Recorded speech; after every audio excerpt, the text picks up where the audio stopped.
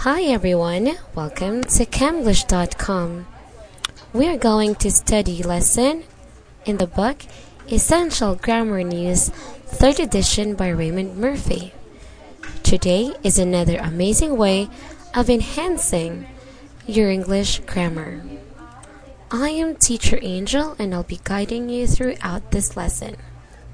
By the way, we are about to finish our second video we're about to finish lesson 102 of this unit, or 102 of this book, unit 102, right? Last time we discussed what is a relative clause and what does relative pronoun do, or importance of relative pronoun in our sentences, right? Again, a relative clause is a dependent clause introduced by a relative pronoun. Now, we studied some sentences before, right? And we learned that two sentences can be one with the use of any relative pronoun. Well, if you use it properly, okay? Okay, so we learned that sentences can be connected together with a relative pronoun. But we observed that these two sentences are possible, right? They're possible without the word or relative pronouns, such as that, right? We learned that it can be the bag he is carrying is very heavy, without the word that. Well, that is also applicable, but it can do without the word that. The next sentence is this: what is Kate going to do with the money she won? Right? Now let's find out why these things happened. Why did it happen? Okay? Well, we can say that the bag that he is carrying is heavy, or the bag he is carrying is heavy. Both sentences are acceptable with or without the word that. And we can also say the money that Kate won, right? We can say the money Kate won without the word that, right? Here's a rule that we have to remember.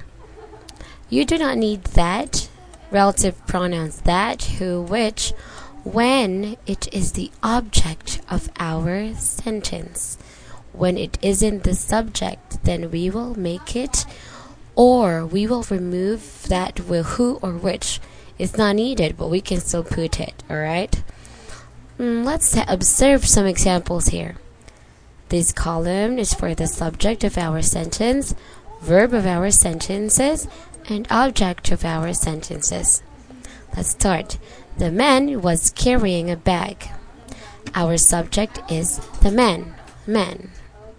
Was carrying was our verb, and the object was the bag. The bag that the man was carrying. The bag was the object, so we don't have to put that. Right? We can just simply say the man or the bag the man was carrying. Okay? Next sentence. Kate won some money. Our object of the sentence is money. Some money. We can make our sentence like this: the money Kate won, without the word that. Right? If we refer, okay?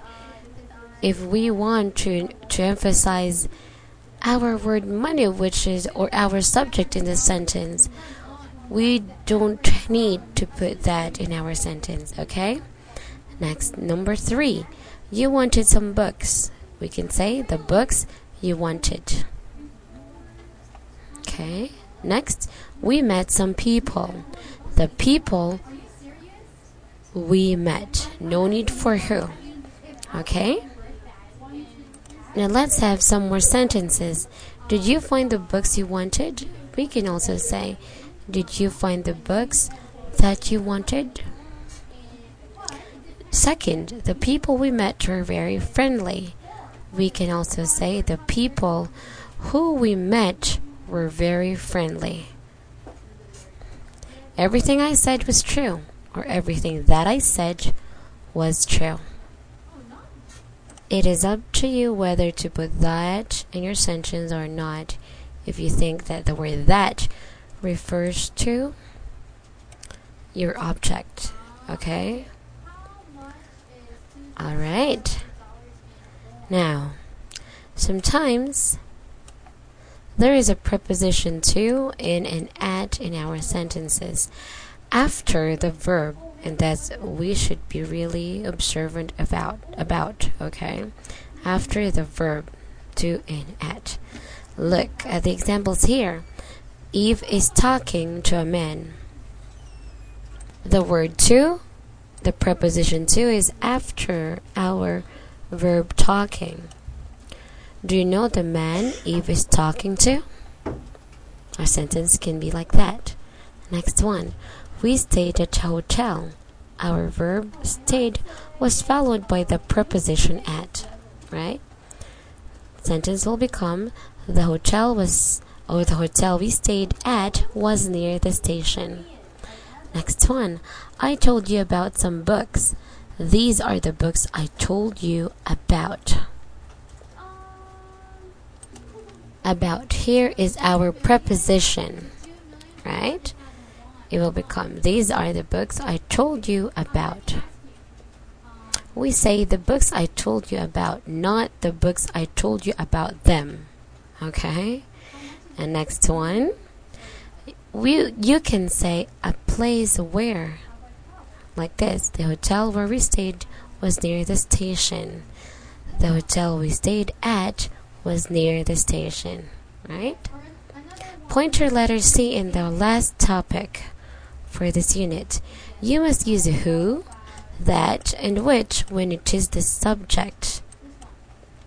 Okay, you should not remove relative pronouns in your sentences when the relative pronouns talk about the subject of your sentence. It relates the subject of your sentence, okay? Examples. I met a woman who can speak 6 languages. We cannot remove the word who because our subject is the woman. The word who refers to the woman, right? Jack was wearing a hat that was too big for him.